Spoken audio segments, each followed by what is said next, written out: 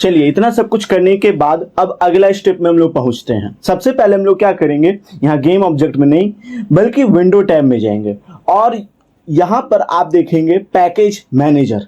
Package manager में याद कीजिए शुरुआत में मैंने आपको यूनिटी का इनपुट सिस्टम जो पैकेज है उसको मैंने आपको कहा था कि आप डाउनलोड कर लीजिएगा कि कैसे, यही है इनपुट सिस्टम, आप इसको इंस्टॉल कर लीजिए। शुरुआत में ही मैंने बता दिया था। ये इनपुट सिस्टम का यूज करके हम लोग अपने प्लेयर को कंट्रोल करने वाले हैं।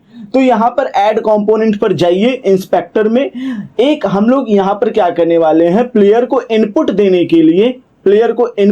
के लिए हम लोग अरेंजमेंट कर रहे हैं। ठीक है, तो यहाँ प्लेयर इनपुट हो गया हम लोग का।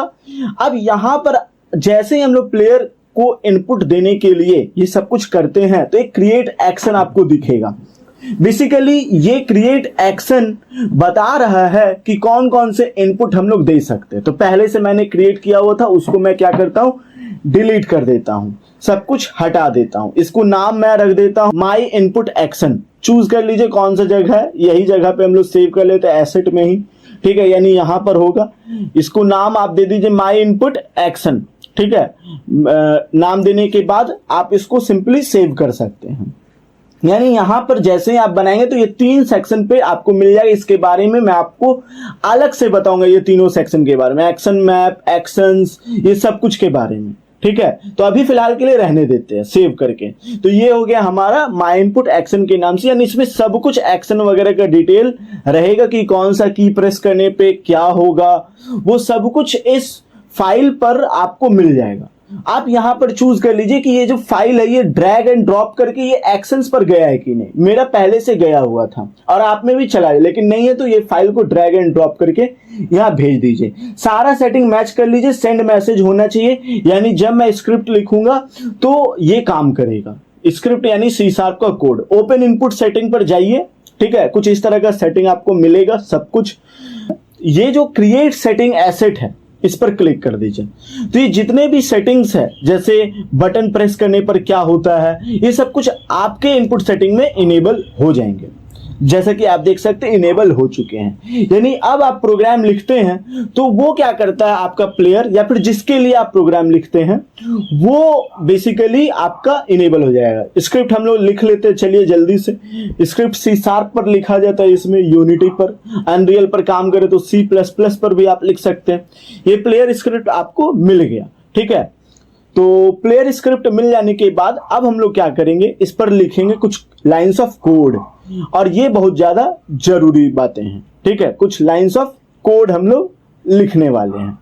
तो आप देख सकते हैं यूनिटी इंजन पहले से लिखा हुआ है, हम लोग यही यूनिटी इंजन के इनपुट सिस्टम यूज करने वाले, इसलिए हम लोग लिखेंगे using unity engine dot input system.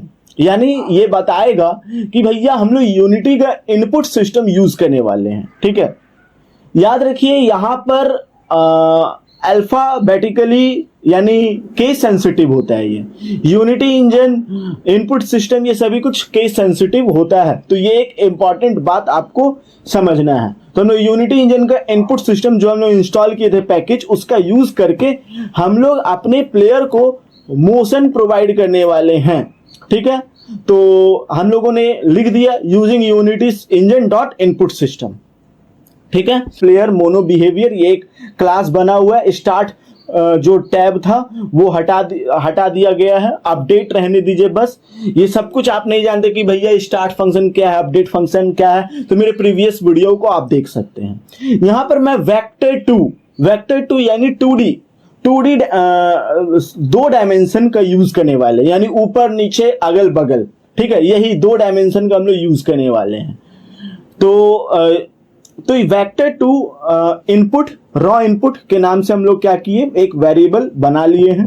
ठीक है, कि जो भी हम लोग इनपुट देंगे, जैसे कीबोर्ड का कोई की प्रेस करेंगे, let it be A, W, S, D, up down arrow, ये सब जितना भी कीज रहेगा उसके मूवमेंट पे, ठीक है, हम लोग क्या करेंगे, वर्क करेंगे। तो यहाँ वॉइड ऑन मूव के नाम से हम लोग क्या किए, एक फंक्शन बना लिए दोबारा।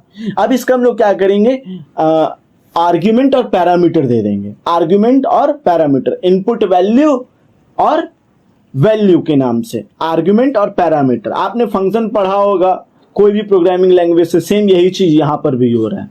ठीक है, इनपुट वैल्यू, वैल्यू के नाम से हम लोग एक क्या किए, फंक्शन बना लिए। अब जो हम लोग वेरिएबल क्रिएट किए उसको कुछ इंपॉर्टेंट फंक्शन डेटा से असाइन करना होगा।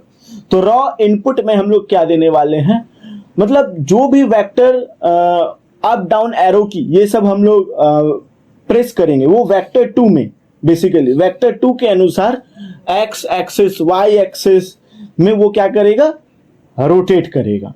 ठीक है, तो आप देख सकते हैं 3D में क्या होता है, एक जेड एक्सिस भी होता है, तो वहां पर वो उस तरह से रोटेट नहीं करेगा, ऊपर नीचे दाएं बाएं इस तरह से रोटेट करेगा। आगे वो भी मैं आपको बताऊंगा वेक्टर 3 के लिए, वो भी इसी वीडियो में है। तो हम लोग क्या करते हैं, सिंपली अपने डिबग को हम लोग आउटपुट लेने वाले हैं। तो डिबग डॉट लॉग और ब्रैकेट में हम लोग बेसिकली रॉ इनपुट लिख देंगे, यानी कि भैया हम लोग जो कीबोर्ड के एरो प्रेस करेंगे, एरो की जो प्रेस करेंगे अप डाउन वगैरह ये सब, तो उसके अनुसार हमारा आउटपुट आएगा। तो इसको सेव कर लीजिए। ठीक है, सेव मैंने कर लिया। अब जाइए इसको कट करके यूनिटी पर।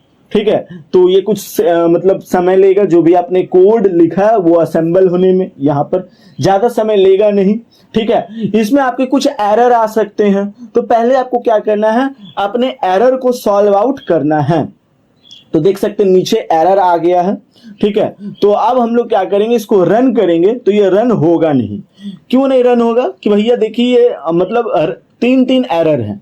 ठीक है, ये 3 एरर आपको देखने के लिए मिल सकते हैं। तो ये एरर भी हम लोग सॉल्व करना सीखेंगे। मैंने मतलब आपको बताने के लिए ही ये सब चीज अरेंज किया है कि भैया एरर आता है तो कैसे सॉल्व किया जाता है, ये इंपॉर्टेंट है। तो इसको रन करेंगे तो ये रन होगा नहीं।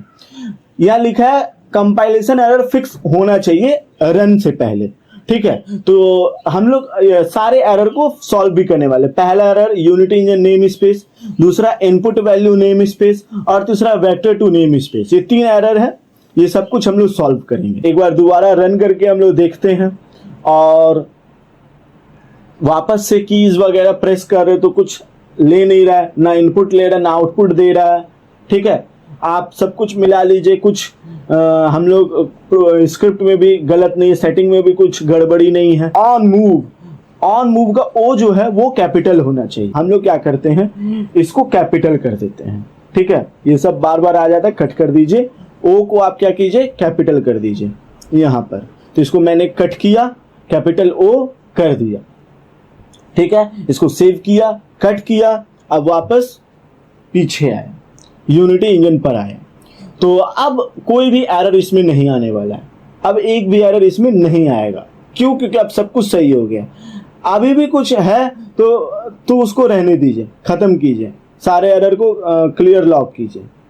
ठीक है, तो आप देख सकते हैं हम लोगों ने एक नया फाइल बनाया, तो अब ये कोई भी एरर दे नहीं रहा है।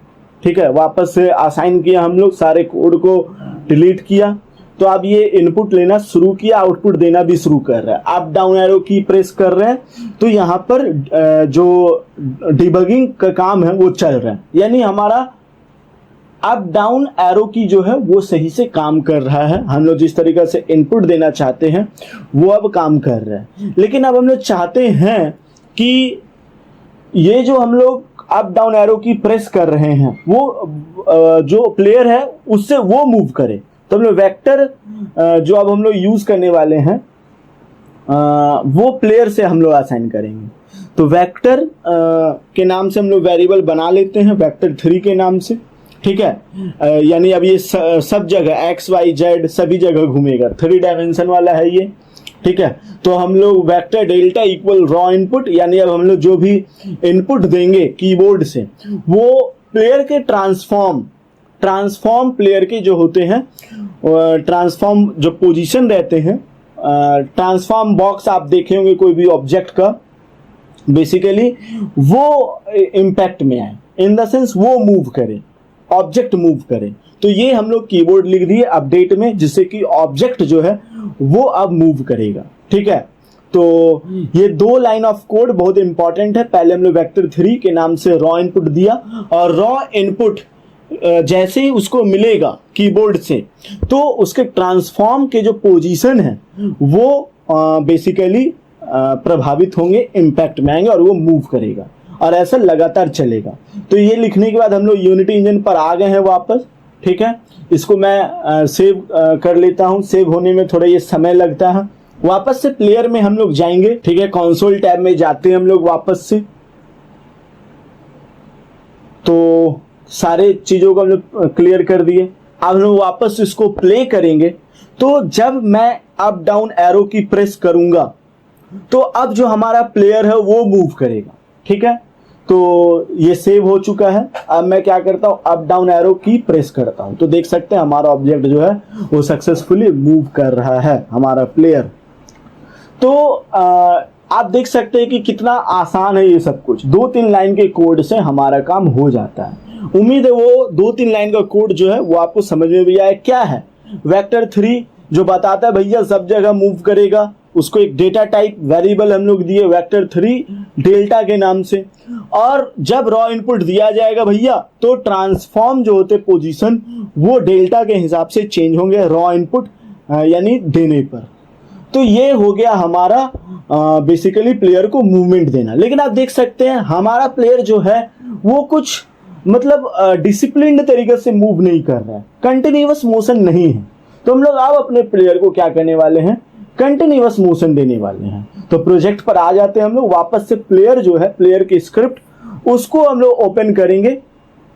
ठीक है, एक बार आप फिर से देख लीजिए रन करके, मैं आपको दिखा देता हूं। ठीक है, कंटिन्यूअस मोशन से क्या कहने का मतलब है, जब मैं इसको कुछ इनपुट देता हूं, ठीक है, जैसे देख सकते हैं ये कैसे जा रहा है, ऊपर नीचे दाएं बाएं, मतलब कंटिन्यूअस मोशन नहीं है। हम लोग क्या करते हैं, कंटिन्यूअस मोशन देने के लिए यहाँ पर ऊपर में हम लोग मतलब कुछ वैल्यू का मोशन देंगे। ठीक है, तो सीरियलाइज फील्ड के नाम से हम लोग डेटा टाइप बना लेते हैं। सीरियलाइज फील्ड यानी ऑब्जेक्ट को कंटिन्यूअसली मोशन देने का डेटा टाइप, आप ऐसे समझिए। सीरियलाइज फील्ड के नाम से हम लोग क्या किए, एक डेटा टाइप यूज किए। ठीक है, और इसको हम लोग क्या करेंगे, प्रॉपर वैल्यू देंगे। ठीक है, फ्लोट मूव्स, मूव स्पीड। ठीक है, मूव स्पीड मान लीजिए 5 दे देते हैं। ठीक है, 5 वैल्यू से हमारा ऑब्जेक्ट जो है वो मूव करेगा। तो ये हो गया हमारा ऑब्जेक्ट को कंटिन्यूअसली मोशन देने का एक छोटा सा कोड कि भैया 5 वैल्यू से हमारा ऑब्जेक्ट जो है वो मूव करे। इतना सब कुछ तो आपको पता है कि भैया हम लोग रॉ इनपुट देंगे तो हमारा ऑब्जेक्ट मूव करेगा। ठीक है, लेकिन किस हिसाब से मूव करेगा वो चूज करने के लिए हम लोग क्या करते हैं, जो मूव स्पीड दिए हैं वो रॉ इनपुट से असाइन कर देते हैं। यानी जितना मूव स्पीड रहेगा वो हमारे इनपुट जो अप डाउन मतलब एरो की ये सब रहेगा वो सबसे इम्पैक्ट होगा, और उसके बीच में जो पॉज रहेगा 2 मूवमेंट के बीच में वो भी उसके अंदर रहेगा, मतलब प्रेजेंट रहेगा। देखिए टाइम डॉट डेल्टा टाइम ये क्या है, जैसे 2 मोशन के बीच के जो टाइम रहते हैं उसी को हम लोग कहते हैं डेल्टा टाइम। तो इससे रियलिस्टिक लगता है। ठीक है, तो हम लोग ये कोड लिख देने के बाद हम लोग वापस से कंसोल टैब पर जाते हैं और आपको दिखाते हैं कि कैसे ये अब कंटिन्यूअसली रियलिस्टिकली तरीके से हमारा ऑब्जेक्ट है वो एकदम मूव करेगा। हमारा प्लेयर जो है वो अब रियल तरीके से मूव करने के लिए तैयार है। तो जल्दी से हम इसको प्ले मोड पर ले जाते हैं। अब अप डाउन एरो डाउन की प्रेस करेंगे तो देखिए कैसे ये कंटिन्यूअस मोशन कर रहा है। तो उम्मीद है आपको ये चीज समझ में आया होगा कि किस तरीका से हमारा ऑब्जेक्ट जो है वो हम लोग उसको कंटिन्यूअस मोशन प्रोवाइड कर सकते हैं।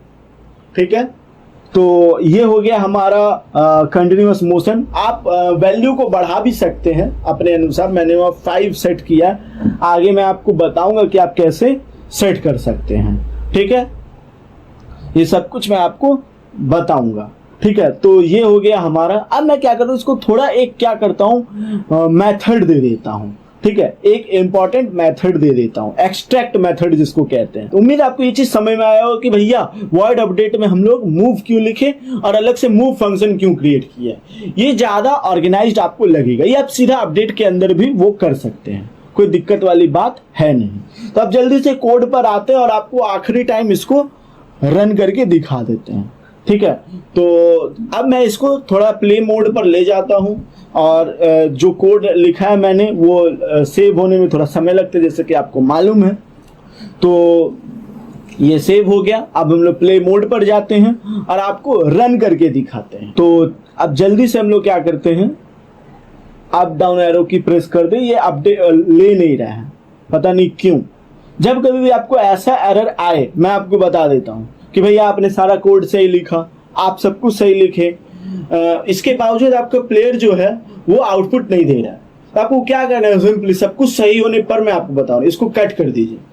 ठीक है, अपने यूनिटी को कट कर दीजिए, जैसे कि मैं कर दिया कट, और इसको रीस्टार्ट कीजिए, जैसे कि मैं रीस्टार्ट कर दिया, फिर वापस से आप दीजिए, तो देखिएगा आपका सिस्टम काम करने लग जाएगा, जैसा मेरा कर रहा है अभी। तो ये एक इम्पॉर्टेंट टिप है जो मैं आपको देना चाहता हूँ। तो ये हो गया हमारा प्लेयर को इनपुट देना। हम लोग अपने एरो की डाउन की से प्लेयर को इनपुट दे दिए। तो आने वाले वीडियो में, मतलब अभी आने वाले क्या आगे, मैं आपको बताऊंगा कि किस तरीके से आप आगे अपने गेम को प्रॉपर लुक दे सकते हैं।